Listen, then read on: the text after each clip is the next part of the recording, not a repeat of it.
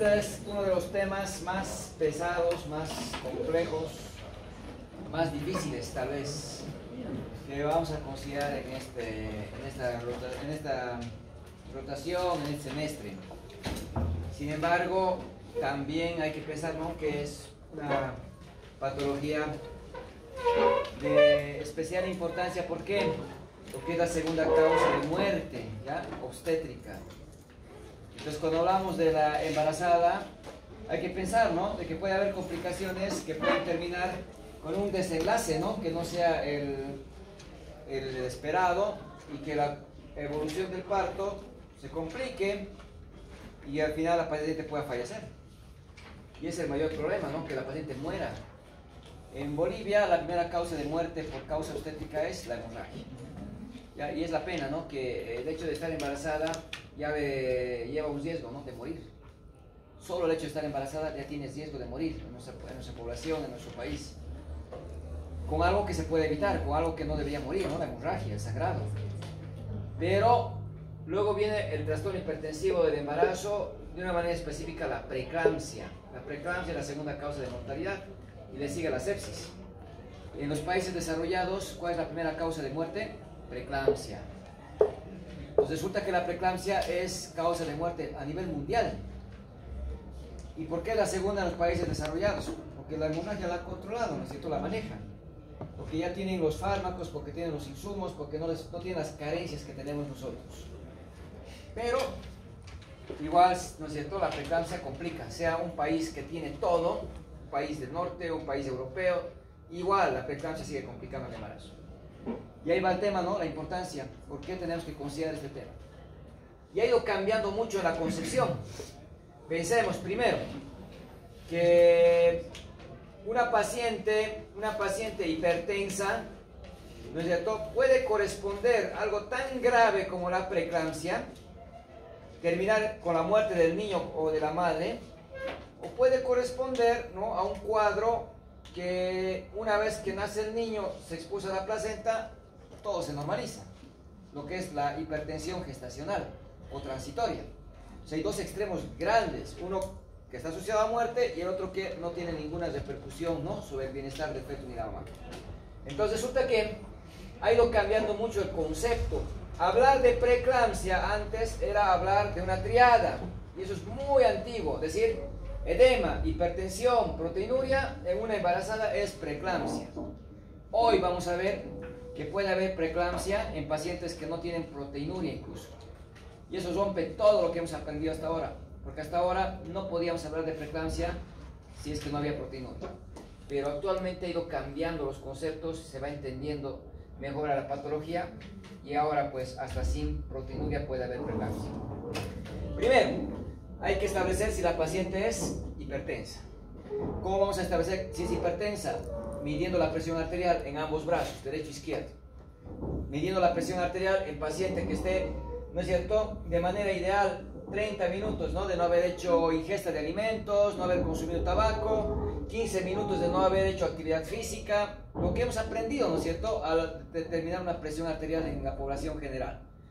Y resulta que hay que considerar entonces brazo a la altura del corazón, hay que considerar que el brazo esté ligeramente en abducción, 45 grados del tórax, antebrazo apoyado en una superficie, lo mismo.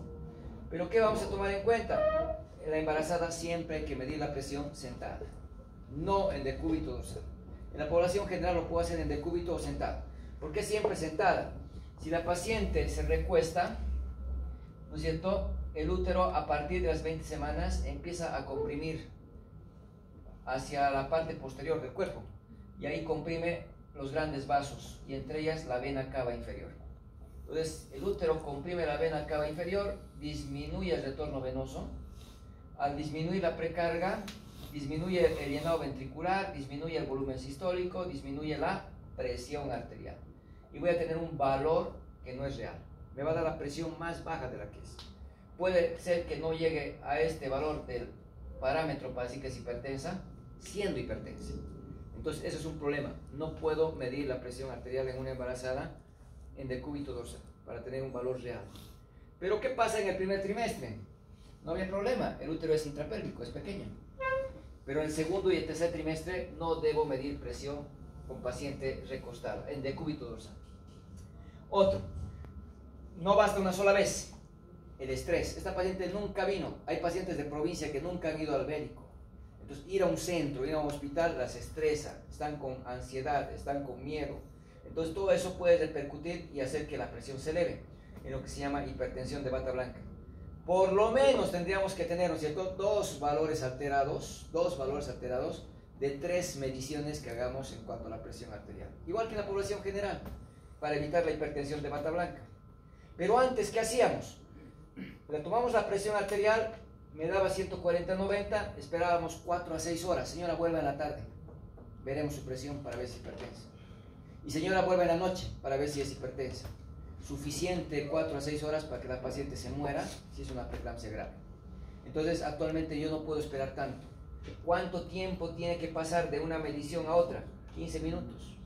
Y es lo que hacemos ahora en la emergencia. Yo no la puedo mandar a la casa. Si tengo una presión que me dio 140/90, la tengo que volver a valorar en 15 minutos y determinar si eso no es hipertensa, para mandarle o no a la casa.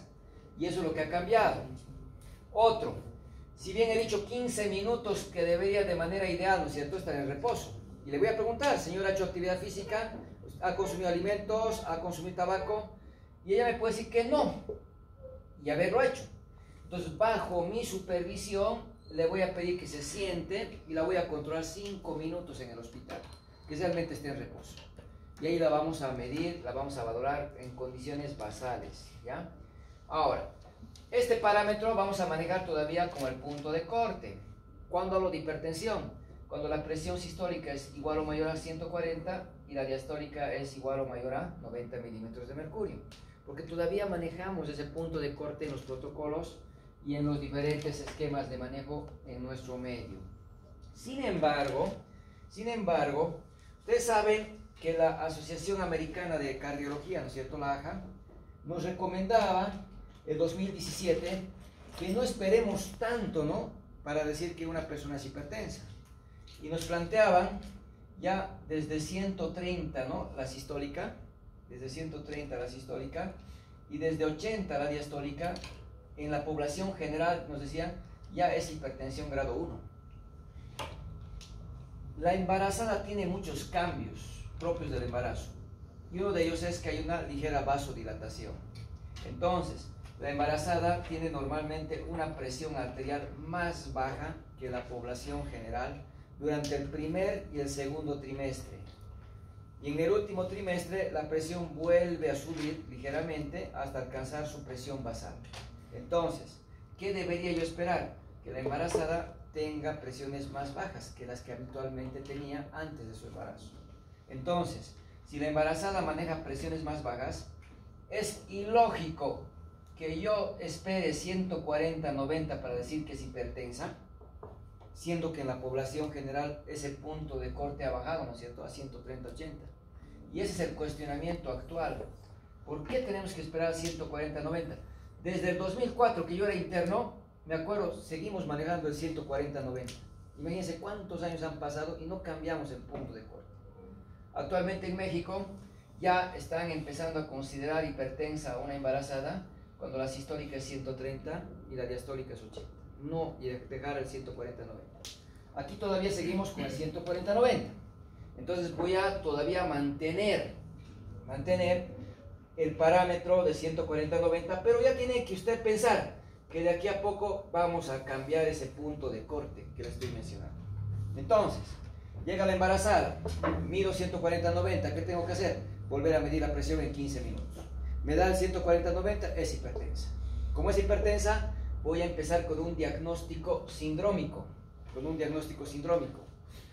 Trastorno hipertensivo del embarazo. Es el primer diagnóstico. ¿Se acuerdan en el caso clínico del examen? Primer diagnóstico, fórmula obstétrica actualizada. Segundo, edad del embarazo, ¿no? Tercer diagnóstico, feto único vivo. Y de ahí viene el resto. Entonces, mi cuarto diagnóstico podría ser trastorno hipertensivo del embarazo. Mi quinto diagnóstico puede ser preeclampsia grave. Y el resto puede venir cesárea previa, presentación pélvica y todas las patologías que pueda encontrar. Entonces, ahí va el tema. Si es hipertensa, ya tengo que empezar con un diagnóstico trastorno hipertensivo del embarazo, que es un diagnóstico sindrómico. Si ustedes se acuerdan, un síndrome es el conjunto de síntomas, signos, que tienen una fisiopatología, ¿no?, que la produce, pero que es plurietiológica, tiene varias causas. ¿La amenaza de parto pretérmino será un síndrome? Sí, porque tiene varias causas, tiene varias etiologías. ¿La hemorragia de la primera mitad será un síndrome? Sí, porque hay ectópico, porque hay mola, porque hay aborto, tiene varias causas. Lo mismo va, el trastorno hipertensivo es un síndrome, porque tiene dentro de este cuadro la hipertensa crónica, la preeclampsia, la hipertensión transitoria, la hipertensa crónica más la preeclampsia. O sea, tiene varias patologías. El decir que tiene 140-90 en 2 oportunidades me da el diagnóstico de trastorno hipertensivo del embarazo. Ahora tengo que buscar cuál de estos es el cuadro que tiene mi paciente. Vamos a empezar con uno de los cuadros más fáciles de definir. Hipertensa crónica. ¿Cómo puedo saber que la embarazada que estoy valorando es hipertensa crónica? Uno, ya tiene el diagnóstico de hipertensión.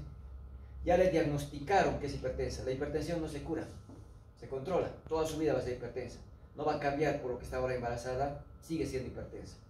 Pero esta hipertensa crónica no me preocupa mucho en el sentido de que la tengo que monitorizar, la tengo que controlar, pero no lleva asociada elevada morbimortalidad. Entonces, uno, paciente con diagnóstico ya establecido de hipertensión crónica, viene embarazada, sigue nomás con su diagnóstico de hipertensa crónica. Paciente que nunca vino a hacer controles, nunca le dijeron que era hipertensa, hoy viene embarazada a hacer su control prenatal. En su primer control le detecto que está con 140-90, le hago a los 15 minutos una nueva medición y es hipertensa. Y está cursando un embarazo menos de 20 semanas. Si tiene 18 semanas y está con 140-90, automáticamente ya sé que es hipertensa crónica. Porque ni la hipertensión transitoria ni la preeclampsia se manifiestan antes de las 20 semanas. Si tienen una embarazada de 7 semanas, está con 140-90, es hipertensa crónica. Directamente, es hipertensa crónica. ¿Ya? Y ese es el pilar para poder establecer, ¿no?, el diagnóstico. Y bueno, ¿y por qué lo separamos? La hipertensión crónica, ¿cómo tratamos? Hay medidas no farmacológicas. Cambiar de hábitos, reducir la sal, ¿no es cierto? Y dar antihipertensivos. Administrar antihipertensivos. ¿Cuáles son los antihipertensivos que más utilizamos en una hipertensa crónica? Los IECAS, ¿no? Y los beta bloqueadores en una hipertensión grado 1. Puede ser el enalapril, puede ser el captopril, lo que más se utiliza. Ahora están utilizando mucho el ARA2, ¿no? Los antagonistas de receptores de angiotensina. Pero lo que más se ve en el medio es o un IECA o un beta bloqueador. Si es un grado 2, le asocian a un diurético más. Y es lo que más utilizamos. Pero ¿qué pasa entonces? Estos fármacos son teratogénicos en el embarazo. Entonces, ¿qué pasa? Llega la embarazada de 10 semanas, está con 140-90, ya sé que es hipertensa crónica, está con medicación, entonces ¿qué tengo que hacer? Suspender sus medicamentos. Si estaba con captopril o enalapril, le suspendo, no puede ya tomar. ¿Y ahora qué hago con su presión elevada? ¿Qué hemos dicho que pasa en la embarazada? Primer y segundo trimestre la presión baja. Y baja alrededor de 10 a 15 milímetros de mercurio. Por tanto, no me preocupa.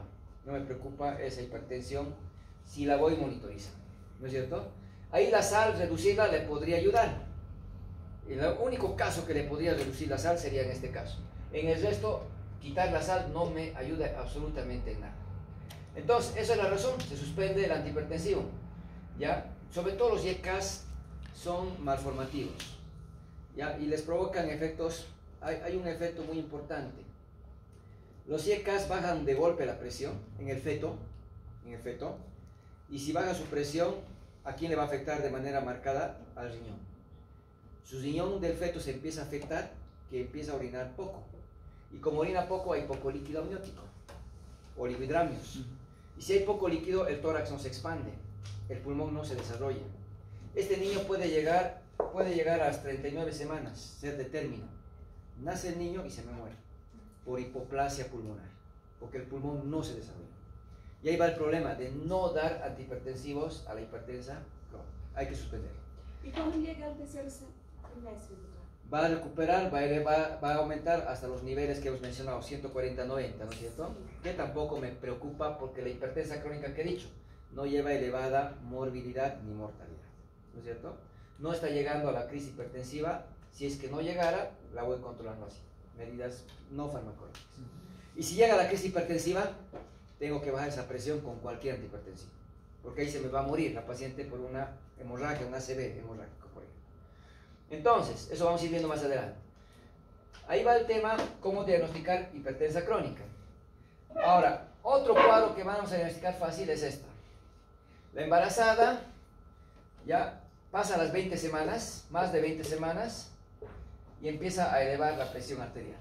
Llega al 140-90, ya no hay proteinuria, no hay síntomas de daño de órganos blancos, aparentemente no se complica, llega al término, nace el niño, se expulsa la placenta y la presión baja a valores normales.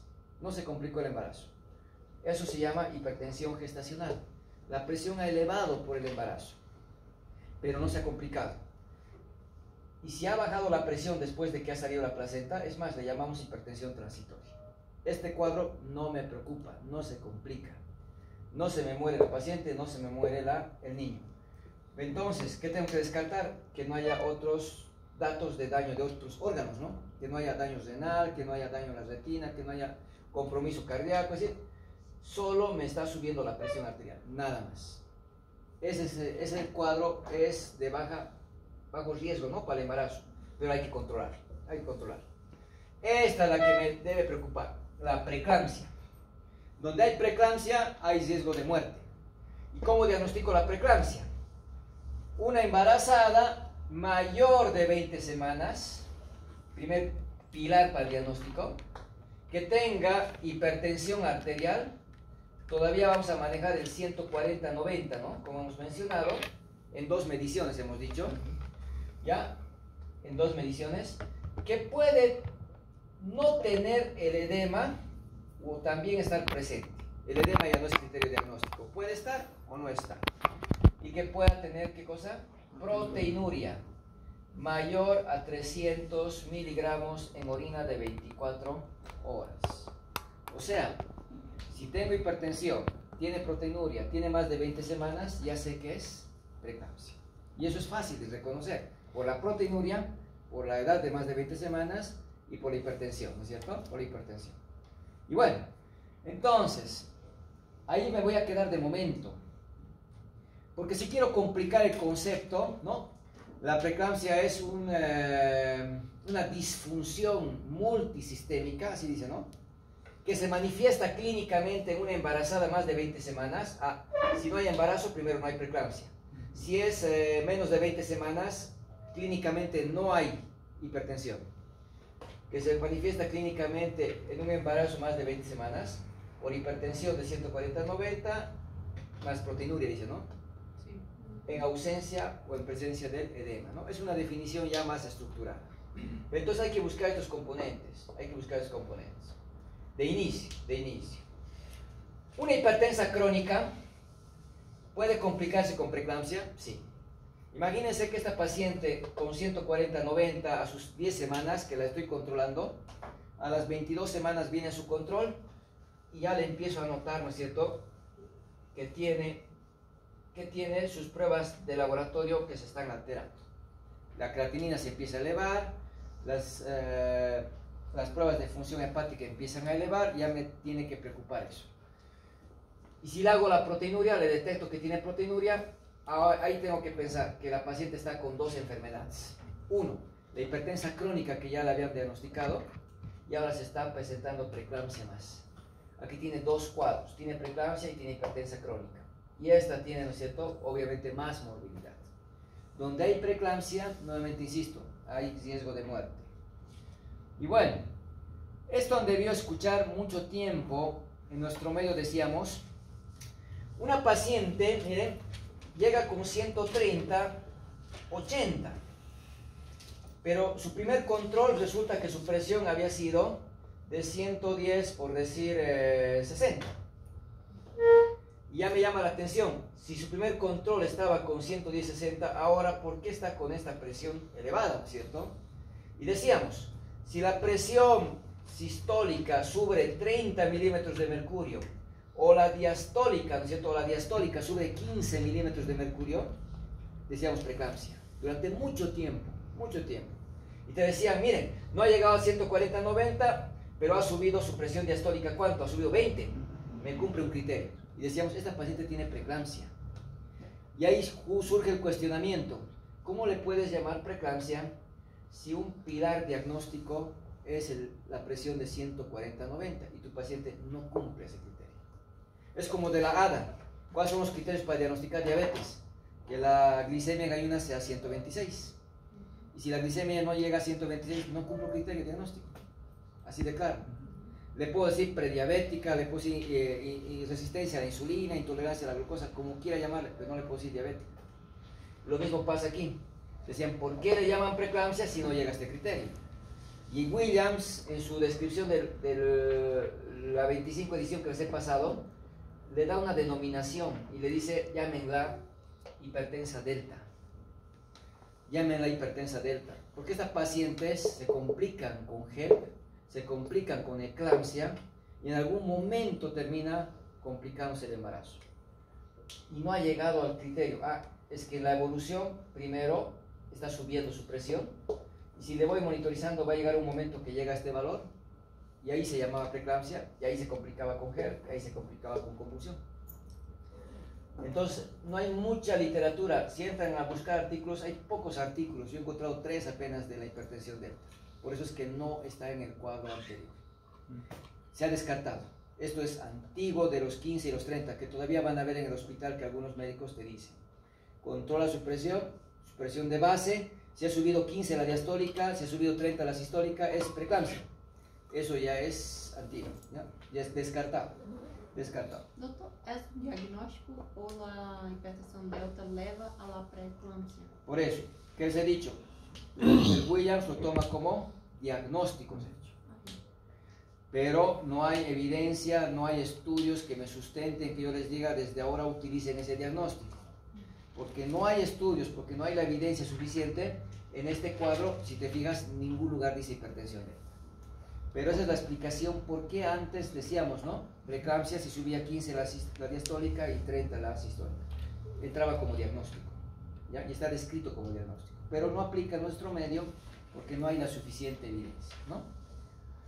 Este es el tema de la preeclampsia entonces, y aquí va. ¿Qué dificultad entonces están encontrando en el diagnóstico? 1. La proteinuria, ¿de cuánto he dicho? 300 miligramos. ¿En cuánto tiempo? 24 en orina de 24 horas. Me llega a la emergencia, está con 140-90, tiene edema, tiene 24 semanas, ya tengo criterios. ¿Qué me falta? Proteinuria. Tengo que esperar 24 horas para que saber si tiene proteinuria de 300. Y la proteinuria de 24 horas sigue siendo la prueba denominada gold estándar, sigue siendo, ¿no?, pilar diagnóstico. Pero es que vas a esperar 24 horas. Entonces también nos dicen, pide proteinuria en tira reactiva. Y si en la muestra de orina colocas la tira y te marca 2 cruces o te marca 3 cruces, tiene proteinuria. Y ya estableces el diagnóstico rápido. Los hospitales no tenemos tira reactiva disponible. Seguimos juntando en las botellas, ¿no es cierto?, la orina, y a las 24 horas le decimos si tiene o no tiene proteinuria y si eso no es preeclampsia. Entonces, ¿qué eso hace? Retarda el diagnóstico. Las NACs que les he pasado, que son antiguas, plantean una manera rápida de saber si hay proteínas en la orina. ¿Y qué me dice? Que la paciente orine. Se toma una muestra en un tubo de ensayo de 10 cc, que lo lleven al laboratorio, que le pongan una gotita, ¿no es cierto?, de vinagre blanco, ácido acético, y lo pongan al mechero y que lo hagan hervir. ¿Qué provoca el calor con las proteínas? La desnaturaliza. Entonces, ese tubito de ensayo que lo hemos llevado, en la superficie se empieza a acumular una capa blanca, que son las proteínas que se están desnaturalizando. Entonces, esa prueba no me toma muchos recursos, es fácil de realizar, y eso incluso lo hacíamos en el tercer nivel en su momento, porque era rápido, era rápido. Entonces, esta es una manera de buscar. Otra manera, la tira reactiva que hemos dicho, ¿no es cierto? La tira reactiva. Pero, actualmente, para el diagnóstico de preeclampsia se toman 2 escenarios. El primero, que es el clásico, la definición clásica que hemos dicho. Paciente con hipertensión de 140/90 en 2 mediciones separadas por 15 minutos, en una embarazada más de 20 semanas, que tenga proteinuria más de 300 miligramos en unidad de 24 horas, o la tira reactiva, ¿no? Que puede estar o no estar presente el edema, lo clásico, ¿no? En un embarazo de más de 20 semanas. Y aquí surge el nuevo concepto desde el 2016 incluso, ya es antiguo, y me dice que puedo considerar preeclampsia incluso en ausencia de proteinuria, siempre y cuando tenga síntomas y signos de daño de órgano blanco. ¿Qué quiere decir? Me llega una embarazada de 28 semanas, cumple un criterio, más de 20. Tiene presión de 140/90 en 2 mediciones, cumple el segundo criterio. No tiene proteinuria, pero tiene cefalea. Ese es un síntoma de daño de órgano blanco. Tiene fotopsias, destellos de luz. Tiene tinnitus. Son síntomas de daño de órgano blanco. Tiene síntomas de una encefalopatía hipóxica. Entonces tiene preeclampsia. No voy a perder tiempo esperando las 24 horas la proteinuria. Ya sé que tiene preeclampsia. Y esta es la definición que ahora estamos utilizando. Pero ¿qué son los síntomas y los signos de daño de órgano blanco? Se van a acordar cuando les digan, ¿no? Pedile perfil toxémico, te van a decir. Pero así como te dicen perfil hepático, tú sabes que si te piden perfil hepático, ¿qué estás pidiendo? Bilirrubinas, transaminasas, ¿no es cierto? Y cuando te dicen perfil toxémico, a la preeclampsia se la llamaba toxemia gravídica, porque se pensaba que había una toxina que circulaba en la sangre y hacía que convulsione. Y se quedó con ese nombre, toxemia gravídica. Por eso te dicen, pedile perfil toxémico. ¿Y qué es el perfil toxémico? Pruebas de función hepáticas, pruebas de función renal y el coagulograma. Eso es el perfil toxémico. O sea, le tengo que pedir bilirrubinas, transaminasas, le tengo que pedir urea, creatinina, nitrógeno ureico, le tengo que pedir fibrinógeno, TP, ¿no es cierto? Plaquetas. Eso es el perfil toxémico. Si cualquiera de estos laboratorios está alterado, ya tengo signos de daño de órgano blanco. La creatinina alterada ya es un signo de daño renal. ¿Cuánto vamos a considerar el valor de la creatinina para decir que es patológico? Mayor a 0.9. Si se acuerdan, dijimos, la embarazada tiene un filtrado glomerular aumentado, flujo renal aumentado. En la población general sabemos que es de 0.5 a 1.2 a 1.4. En la embarazada con 0.9 ya tenemos que sospechar daño renal. Y ese es el mayor problema, que no necesito esperar que llegue a 1.2 para saber que ya el riñón está siendo afectado. Y como no llega al 1.2, pienso que el riñón todavía sigue sin problemas, ¿no es cierto? No se olvide, si está elevada las transaminasas, ya es daño de órgano blanco, el hígado.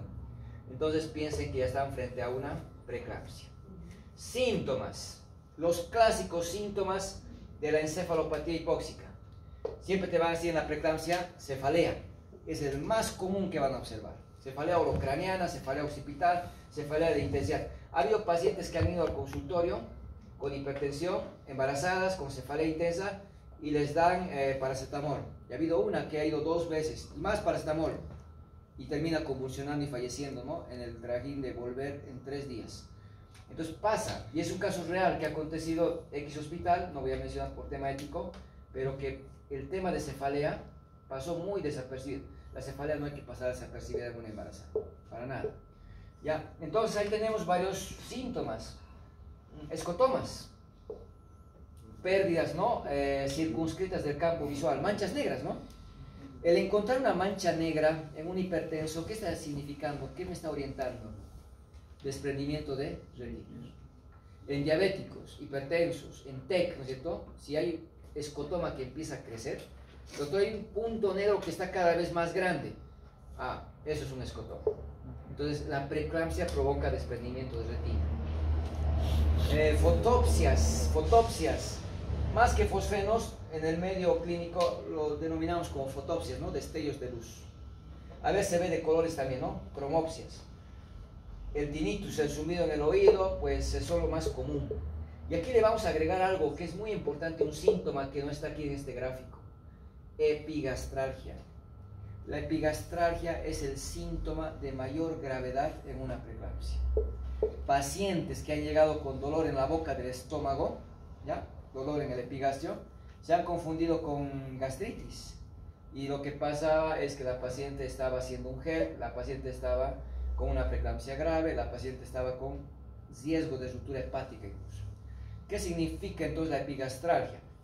A ver, la paciente con preeclampsia puede tener dolor en el epigastrio o en el hipocondrio derecho.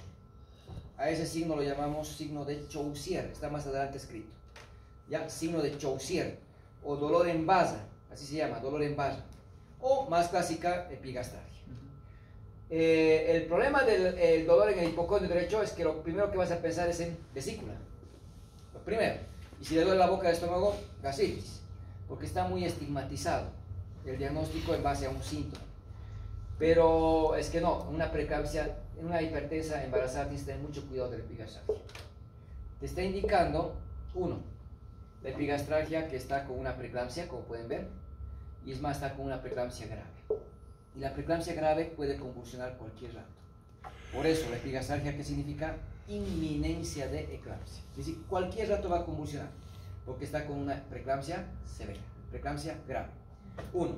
Segundo, le puede estar doliendo porque la cápsula de Gleason se está estirando. El hígado no duele, su cápsula distendida sí. ¿Y por qué se distiende el Gleason? Porque el hígado puede estar sangrando, porque puede haber un hematoma subcapsular.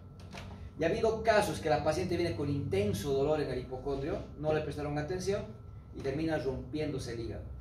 ¿Ya? Y ha habido pacientes que han entrado a la parotomía, han hecho el EPACI y se les ha salvado, pero otras han fallecido por la hemorragia interna. Entonces, inminencia de ruptura hepática. ¿Y por qué tendría sangrado el hígado? Porque está haciendo gel, porque la coagulación se está alterando. Por tanto, ¿qué significado le vamos a dar a la epigastralgia o al signo de Chaucier? Inminencia de eclampsia, inminencia de ruptura hepática, y le vamos a dar síndrome de Hellp. Esos tres diagnósticos me tienen que venir a la cabeza frente a una hipertensa embarazada con epigastralgia. ¿Cómo es el nombre de la síndrome? Lo vas a ver más adelante, está el signo de Chaucier. ¿Ya? La manera de escribir, ¿no? Sí. Chaucier, está más adelante escrito. Signo de Chaucier, no se van a olvidar eso. O dolor en basa, ¿no? Para no olvidarse. Esta es la clasificación de la AJA, que les decía, ¿no? La Asociación Americana de Cardiología, que en algún momento la han debido leer.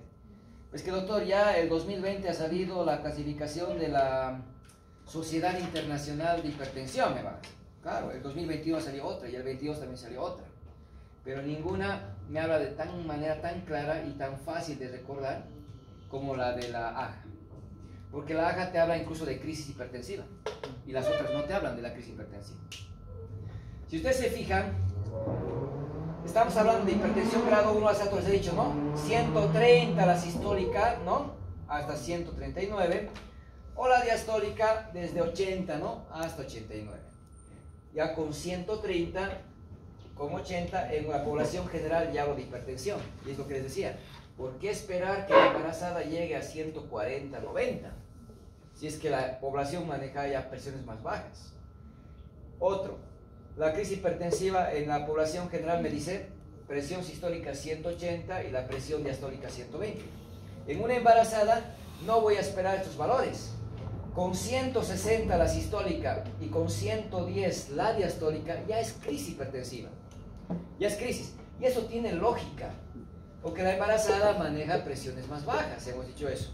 O sea, lo que falta es adecuar este concepto nada más.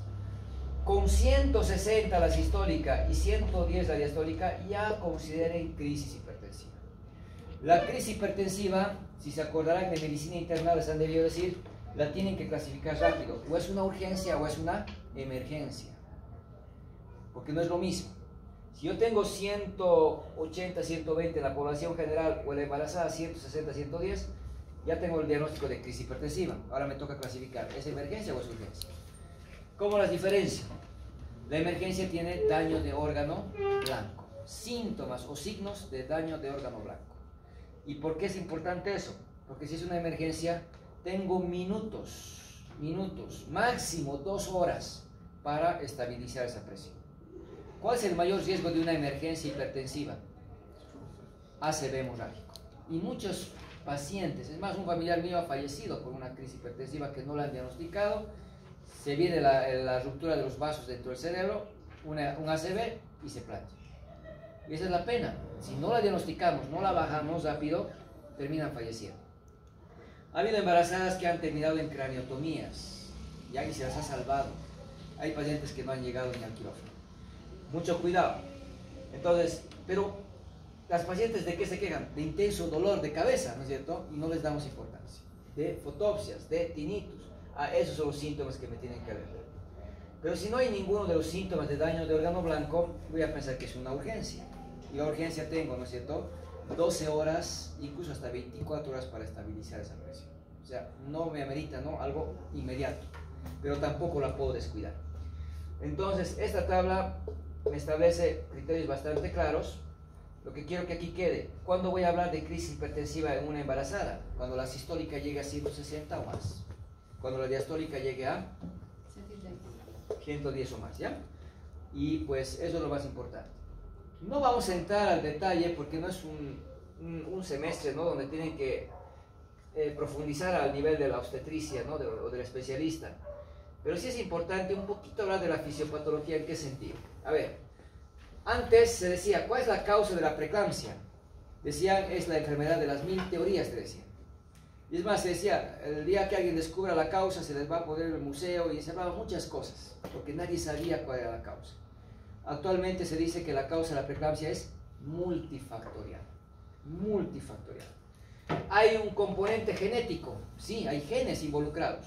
Es por eso que si la mamá tuvo preeclampsia, la hija que está embarazada ahora tiene riesgo de preeclampsia. Si la paciente tuvo preeclampsia en su primer embarazo, lo más probable es que en este embarazo también vuelva a presentar la preeclampsia, y mucho más antes y más grave incluso. Entonces, ese antecedente, si ya tuvo preeclampsia, háganse la idea de que va a volver a tener preeclampsia.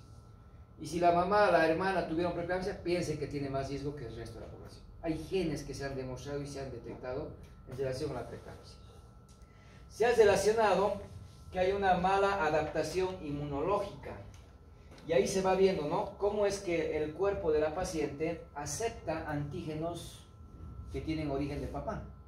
Porque el niño, la mitad de la carga genética es del papá y la mitad es de la mamá. Y cómo es que el cuerpo no rechaza, ¿no es cierto?, al producto. Porque hay un estado de inmunodepresión, porque el cuerpo se adapta para no rechazar. Sin embargo, ese contacto antígeno paterno puede ser un factor que desencadene también la preeclampsia. Y se ha visto que una paciente tenía preeclampsia, el siguiente embarazo preeclampsia, el tercer embarazo no tuvo preeclampsia. Y cuando se va indagando, resulta que terminó separándose de su primera pareja, tiene otra pareja y ya no tiene preeclampsia. El papá también está relacionado en el origen, los antígenos paternos. Entonces se ve que es muy compleja esta patología cuando se va analizando. Entonces hay una mala adaptación inmunológica, hay el tema de la parte genética, y siempre destacamos esto, ¿no?, la placentación, ¿no?, defectuosa, una mala placentación, ¿ya? Hay una activación endotelial, ¿no?, que termina provocando un desbalance sistémico, que termina, ¿no es cierto?, dejando que escapen proteínas, ¿no? Si el endotelio se lesiona, salen proteínas, escapan, por tanto baja la presión coloidosmótica y eso hace que salga líquido, ¿no?, al tercer espacio, haya edema, y bueno, el endotelio es el que se afecta en todo el organismo. Entonces, si bien se ha ido planteando varios enfoques, ¿no?, actualmente se está atribuyendo que es una activación de la cascada inflamatoria el origen de la preeclampsia. No voy a entrar al detalle porque hay marcadores bioquímicos que actualmente se están realizando, marcadores angiogénicos y antiangiogénicos. No los quiero complicar. Esto nomás quiero que aprendan de la fisiopatología. ¿Cuál es la causa de la preeclampsia? Placentación anómala, lesión o activación endotelial, componente genético, hemos dicho, ¿no?, estrés oxidativo y mala adaptación inmunológica, nada más. No voy a entrar al detalle porque realmente cada vez se va descubriendo muchas cosas de la preeclampsia, y como les decía, hoy en día se atribuye que es una cascada inmunológica la que desencadena todo ese proceso. Cascada inflamatoria, activación de mediadores inflamatorios. Pero sí quiero que recuerden esta imagen. ¿Por qué? ¿Se acuerdan que en la trompa se producía la fecundación, no? En la trompa se producía la fecundación. De aquí de la trompa el huevo fecundado empezaba a replicar, ¿no? Formaba ¿qué cosa? La blastómera, la mórula, el blastocisto, ¿no? Y al día 7 o día 10 llegaba el blastocisto al útero y se implantaba. Había un grupo de células embrioblasto y había otro grupo de células que era el trofoblasto. El trofoblasto formaba la placenta. Este trofoblasto empezaba a invadir, ¿no es cierto? ¿Al quién? Al endometrio, ¿no? Al endometrio y formar placenta. En esta invasión empieza a destruir la capa muscular de las arterias espirales. Una arteria tiene, ¿no?, su capa muscular, su endotelio, su capa muscular, su adventicia. Esa capa muscular lisa responde, ¿no es cierto?, a sustancias vasoconstrictoras. Por tanto, el vaso se contrae y aumenta la presión. Y se relaja, baja la presión. Pero ¿qué pasa si ese músculo es destruido? El trofoblasto empieza a destruir el músculo liso y como ya no hay músculo liso en la arteria espiral, ese vaso ya no puede contraerse. Y de lo delgado que era, de estrecho calibre, el vaso aumenta más o menos 4 veces su diámetro. ¿Esto qué favorece? A que pase más sangre, ¿no?, con facilidad a través del vaso. Le llega buen aporte de sangre y empieza a desarrollarse con posibilidades no favorables la placenta. Esto es lo que pasa en un embarazo normal. Esta destrucción del trofoblasto se da en 2 olas. La primera ola de invasión, 10 a 16 semanas. Esta primera ola, el trofoblasto empieza a destruir parcialmente el músculo liso. La segunda ola, 16 a 20 semanas, termina de destruir el músculo liso. Ya, eso es lo normal. ¿Qué pasa en la preeclampsia?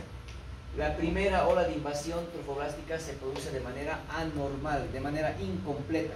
No destruye el músculo liso como debiera. Y la segunda ola ni se produce. Por tanto, esta es la razón que hace que la arteria, fíjense, ha aumentado de diámetro sí, pero no como debería. Ha destruido el músculo liso sí, pero no como debería. Por tanto, si hay una activación del endotelio que hemos dicho, provoca que aumente ¿quién? El tromboxano, que es vasoconstrictor, y disminuye ¿quién? La prostaciclina, que es vasodilatadora.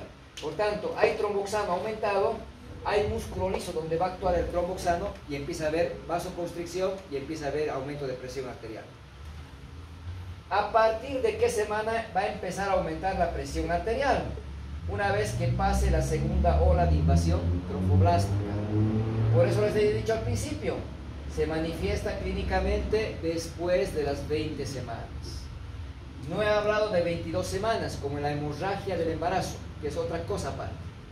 Aquí en la preeclampsia hablo de 20 semanas porque ahí concluye la segunda ola de invasión trofoblástica.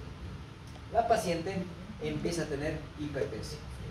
Ahora, con esto quiero que quede claro, clínicamente la preeclampsia, ¿a partir de qué semana va a tener la hipertensión? 20 semanas. Porque hasta ese tiempo puede haber todavía la invasión trofoblástica y destrucción de la capa muscular. Y si no se produce, recién empieza a aumentar la presión. Pero la fisiopatología se está produciendo en el primer trimestre.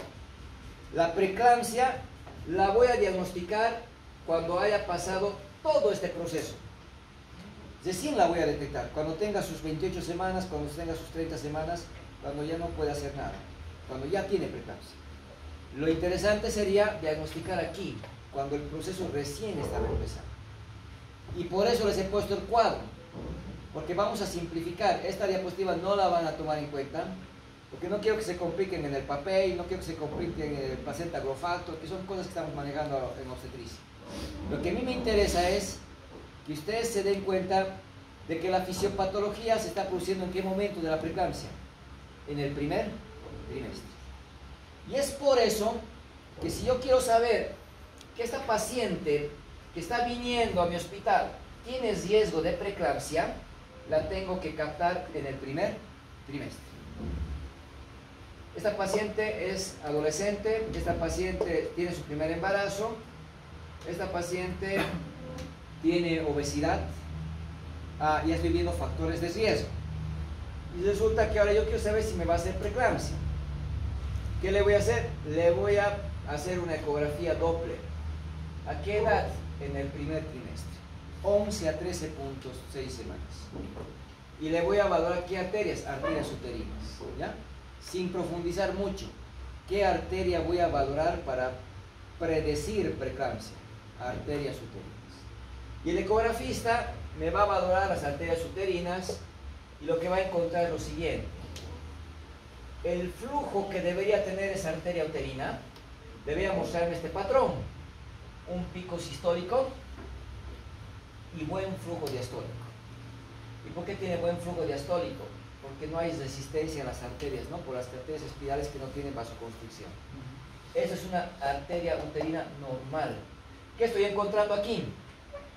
Pico sistólico. Aquí hay una entradita, ¿no es cierto? Como un triángulo que se ha hecho. Y el flujo todavía sigue siendo bueno, ¿no? Alto flujo diastólico. Esto ya me está preocupando. Ya me está indicando que está aumentando la resistencia en esas arterias. Le vuelvo a hacer otro control a otra paciente. Aquí está esa entradita que se ha dicho, notch. Pero fíjense el flujo diastólico cómo está. Totalmente disminuido, acortado. Si ustedes se fijan, es plano esto, muy poco elevado. Esta paciente tiene resistencia vascular en sus uterinas. Esta paciente que hoy está viniendo a sus 13 semanas, que está con presión de 160, le va a hacer preeclampsia. ¿Ves que cómo puedo hablar de preeclampsia si está con 160? Esperaré a las 20 semanas y voy a ver cómo me va a hacer preeclampsia. Ese es el tema. Actualmente, si yo quiero predecir preeclampsia, puedo hacerlo en una etapa muy temprana, 11 a 13.6 semanas. ¿Qué tengo que evaluar? Arterias uterinas. Estudio Doppler, ¿no? Estudio ecográfico Doppler hay que pedir de arterias uterinas. Ahora, pidiendo estudio ecográfico Doppler me va a ayudar, ¿no es cierto?, a reconocer pacientes con riesgo, ¿no?, de preeclampsia. ¿Qué pacientes tienen riesgo de preeclampsia? Vamos a ver ahorita. Pacientes diabéticas, pacientes hipertensas, pacientes nulíparas, pacientes con embarazo gemelar. Hay varios factores de riesgo que vamos a reconocer. Son factores de riesgo clínicos. Ahora estoy encontrando un riesgo ecográfico. ¿Y para qué busco la predicción? Porque si esta paciente con 160 está con riesgo de preeclampsia, ¿qué tengo que hacer? Prevenir. Se ha buscado maneras de prevenir. Y ustedes van a encontrar, quitarle la sal, hemos dicho que no sirve. Darle proteínas, porque va a perder, no sirve. Darle antioxidantes, no sirve. Darle aspirina, es lo único que actualmente se ha demostrado que sirve. ¿Ya? Darle aspirina. Entonces hay muchos estudios, aceite de pescados, vitamina E, hay muchos estudios que le han dado de todo, ninguno sirve. El único que sirve, ¿qué es? Aspirina, darle aspirina. Para eso le pedimos el Doppler. Usted como médico tiene que pedir de 11 a 13.6 semanas ecografía Doppler, valorar riesgo de preeclampsia, ¿no? Valorar arterias uterinas, encuentra que hay riesgo y la mandan a ustedes. Esa es la finalidad, para que la obstetra le dé aspirina. Simplificando, antes dábamos 75 miligramos, en Panamá le dábamos 81, luego 100, actualmente, estoy corrigiendo la diapositiva, 150 miligramos de aspirina día. Actualmente se le da 150 miligramos de aspirina al día. Pues que la aspirinita viene de 100, ¿no es cierto? Le tengo que dar 1,5. 1,5. Y la otra mitad no se puede guardar, se desecha. ¿Ya? Ahora, ¿a partir de cuándo le tengo que dar? Antes de las 16 semanas. ¿Se acuerdan la primera ola de invasión trofoblástica? ¿De qué edad a qué edad se producía? 16 abril. De 10 a 16. ¿No es cierto? Antes de que acabe la primera ola de invasión trofoblástica. Porque eso va a ayudar a que la invasión sea, ¿no?, adecuada, va a disminuir la cantidad de tromboxanos y eso nos va a ayudar a que haya menos riesgo de preeclampsia. Ahí sirve. De manera ideal debería iniciarle a las 12 semanas. Debería empezar 12 semanas. Es raro que la paciente venga en el primer trimestre. Es raro en nuestra población. Entonces lo ideal sería captar esta población de riesgo, ¿no? Todos los días. ¿Hasta cuándo va a recibir las tabletas? Hasta las 36 semanas. ¿Por qué hasta 36 semanas? Hay que administrarle hasta una semana antes de que finalice el embarazo, porque la aspirina es antiagregante plaquetal. Si le doy aspirina hasta el último día, le opero, va a sangrar por todos los cortes que yo voy a hacer. Entonces, hasta las 36 semanas, de manera ideal, ¿no? Antes de 16 semanas, aspirina. Esa es la finalidad de buscar población de riesgo, ¿ya? Doppler, ¿no? Doppler. Ahora, van a buscar, van a encontrar que se le da calcio. Y está demostrado que el calcio también sirve, pero solo en la población hipocalcémica. El calcio, administrarle 1.5 o 2 gramos diarios de calcio, ¿ya? Solo si la paciente tiene hipocalcemia, ha demostrado que sirve, si no, no. Si no, no. Entonces, actualmente la aspirina es la mejor opción de prevenir, ¿ya? Preeclampsia. Tienen examen mañana, ¿no? Sí. Vamos a acabar más temprano, ¿ya? Estos factores de riesgo más veremos, ¿ya? A ver, factores de riesgo entonces clínicos, buscaré, ¿no? Y miren, ahí está la lista. Familiar que tuvo preeclampsia, hemos dicho, ¿no? Embarazo gemelar hemos dicho, diabetes hemos dicho, hipertensión hemos dicho, nulípara hemos dicho, obesidad hemos dicho. Ahí tienen varios riesgos, varios factores de riesgo. De los que me voy a aprender para el examen es esta tabla. Porque aquí estoy ordenando los factores de riesgo y agrupándolos, factores de alto riesgo y factores de riesgo moderado. Porque me dirán, doctor, estoy en provincia, no hay ecografía Doppler, no hay ginecólogo, yo estoy a cargo. Ya, y ahora, ¿cómo hago el tema del riesgo? Busca factores de riesgo, de alto riesgo o de moderado riesgo. Si encuentras un factor de alto riesgo, basta que encuentres un hito para que ya sea candidata a recibir aspirina. Me explico. Si es hipertensa crónica, alto riesgo que reciba aspirina, porque se complica, ¿no? Hipertensa crónica más preeclampsia hemos dicho. Si es diabética, alto riesgo. Enfermedad autoinmune, alto riesgo. Diabética, alto riesgo. Estos pacientes tienen que recibir sí o sí, aspirina. Que la paciente haya tenido preeclampsia, hemos dicho, alto riesgo, tiene que recibir aspirina. ¿Cuánto le vamos a dar? 150 miligramos. Antes de 16 semanas hasta 36 semanas, ¿no? Ya, no tiene ninguno de estos. Buscaré los de moderado riesgo, pero no me basta uno, necesito dos, ¿ya? Necesito dos. Por ejemplo, tengo una nulípara. Solita la nulípara, no. Pero si está embarazada de gemelar, sí, tiene alto riesgo. Entonces, dos factores de moderado riesgo, doy aspirina. Su hermana tuvo preeclampsia. No es del peso que si la propia paciente hubiera tenido preeclampsia. Pero imagínense que su hermana tuvo preeclampsia, mi paciente está con su primer embarazo, tiene posibilidad. Entonces, ¿hay que darle qué? Hay que darle aspirina, ¿no? Aspirina. Bueno, eso es lo más importante. Doutor, 150 também. 150. Doutor, só uma dúvida. Por que a outra metade da aspirina não se pode tomar em dia seguinte? Porque va perdiendo su efecto